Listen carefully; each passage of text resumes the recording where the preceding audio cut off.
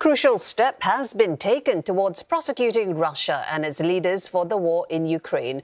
The new International Center for the Prosecution of the Crime of Aggression has just opened in The Hague. It's composed of prosecutors from the US, the EU, Ukraine, and the International Criminal Court. Now, this is seen as an interim step to creating a special tribunal that could bring Kremlin officials to justice for the war.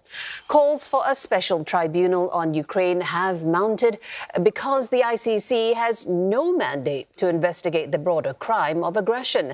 Kyiv itself has been pushing for the tribunal since April 2022, when hundreds of bodies were discovered in Bucha after Russian troops withdrew. But the complex question of how such a court would work remains unresolved.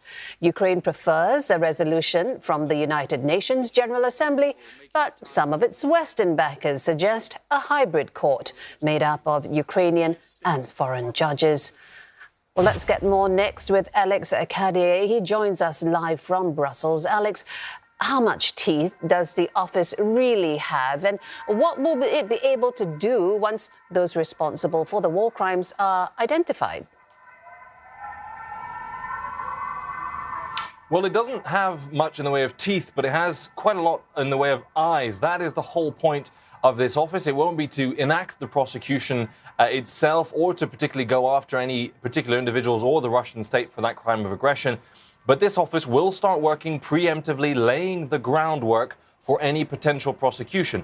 The idea behind it is that, well, look, we haven't exactly resolved what the tribunal will be. The Ukrainians are still trying to figure out what that UN-backed tribunal might look like. As you mentioned in your introduction, there are discussions with their Western allies about perhaps a hybrid court or another version. Well, that doesn't mean the work can't start now. And this is what this new office will do, is collect all the intelligence, put together all the evidence that they have, evidence of war crimes from Bucha all the way on to the most recent examples. There will be broader evidence, not necessarily investigating specific war crimes, but the crime of aggression as a whole. So that crime of aggression, invading a neighbor through military means that Russia will be accused of, and making sure all that evidence is put together. Now, that will be challenging, as you can imagine. The fog of war will be very present in stopping investigators from having detailed information or verifiable information. And we imagine Russian forces will also be quite reluctant to allow this to happen. But it's certainly laying that groundwork, that first step towards figuring out a prosecution in the longer term. All right, Alex, we leave it there for now. Alex Carrier reporting live from Brussels.